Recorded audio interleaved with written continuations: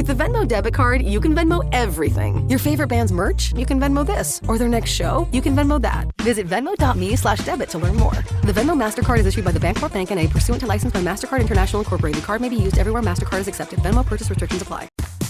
This episode is brought to you by State Farm. Knowing you could be saving money for the things you really want, like that dream house or ride, is a great feeling. That's why the State Farm Personal Price Plan can help you save when you choose to bundle home and auto. Bundling, just another way to save with the Personal Price Plan. Prices are based on rating plans that vary by state. Coverage options are selected by the customer. Availability, amount of discounts and savings, and eligibility vary by state. This is Optimal Relationships Daily. Dating advice. Is taking a break ruining your chances of finding the one? By Dr. Diana Kirschner of lovein90days.com. Do you need dating advice about taking a break from apps, online sites, and all the frustration they bring? Are you tired of guys behaving badly? Of guys who don't look like their profile photo? Of disappointing dates? Of the ones who ghost and disappear on you? Have you lost all hope of meeting the one?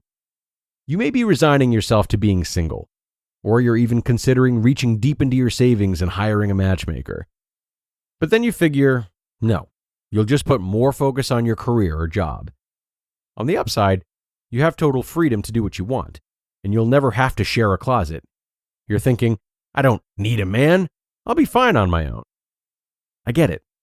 And while I believe you can create an amazing life without a beloved partner, I know that deep down, you really do want to be with someone.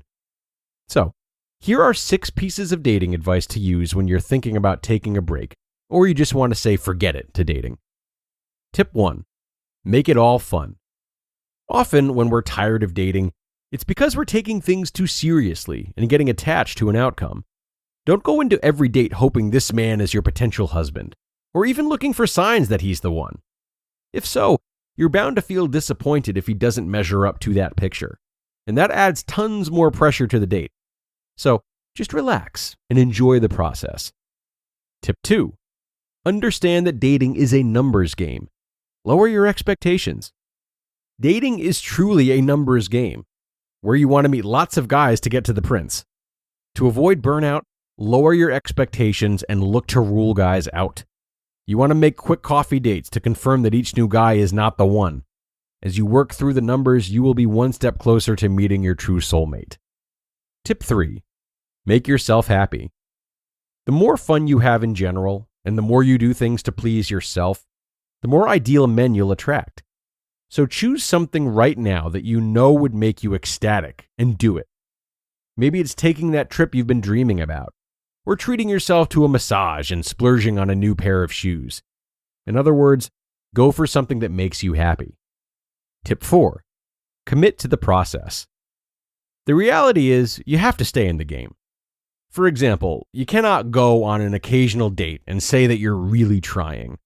In other words, women should treat dating like they would a job search. If you wanted a new job, you'd keep going to interviews and you'd keep networking until you found the right one. Some interviews might go horribly, while other positions just wouldn't be a good fit. You expect to not get every job, but you would keep at it knowing that there's no ifs, ands, or buts. You will find a job. And if it wasn't working out, you would ask for help. You would enlist a mentor or a friend or help with your interviewing skills and your resume. Tip 5. Consider your blind spots. Let's face it, you can't solve a problem with the same kind of thinking you use to create it. And it's true. The reality is you are a smart, successful woman who gets results in your life. If you knew there was something you could do to get off this merry-go-round of dead-end dating and meet your true equal, you would do it. So, I invite you to consider that there may be something you don't know that you don't know, and that something is keeping you from the one. We all have blind spots which keep us stuck. The way to get around them is to get support from someone who has some expertise. Perhaps a friend or a coach who was once in your shoes and is now happily married. And tip 6, stay open to the possibilities. Remember that love often comes in surprise packages. Oftentimes, when you're tired of dating, it's because you're stuck in a pattern of dating a certain type. If you're tired of dating guys who make their work their biggest priority, try dating someone who doesn't dream of being the next Warren Buffett. On the other hand, if the artsy, spiritual guys keep flaking, try dating someone who has a more cerebral job. So, if you keep ending up with guys who freak out about intimacy, try dating someone who is a bit more available and affectionate. Bottom line, don't quit before the miracle of love finds you. You just listened to the post titled, Dating Advice: Is Taking a Break Ruining Your Chances of Finding the One? By Dr. Diana Kirschner of loveinninetydays.com. Close your eyes, exhale, feel your body relax, and let go of whatever you're carrying today. Well, I'm letting go of the worry that I wouldn't get my new contacts in time for this class. I got them delivered free from 1-800-CONTACTS. Oh my gosh, they're so fast. And breathe. Oh, sorry. I almost couldn't breathe when I saw the discount they gave me on my first order. Oh, sorry. Namaste. Visit 1-800-CONTACTS.com today to save on your first order. 1-800-CONTACTS.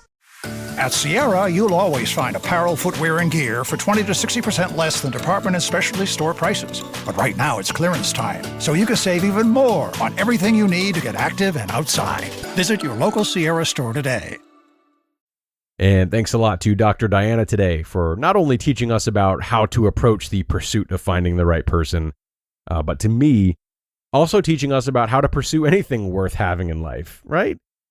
As we reflect on her 6 tips today, we find that surely the sense of openness they bring could be applied to finding the right home, the right job like she was talking about, the right school, etc. These are all types of searches that we go on, and oftentimes do put a lot of pressure on, as she mentioned. And when they're not going as smoothly as we hoped, yeah, we can get wrapped up in either going for whatever presents itself, or the opposite, convincing ourselves that we don't need or want that which we're searching for. When it comes to this type of thing for me, I always like to return back to the idea of non-negotiables. It can be very helpful to carefully consider that which we are willing to flex on and that which we are not. This gives us a roadmap. It helps us make sacrifices.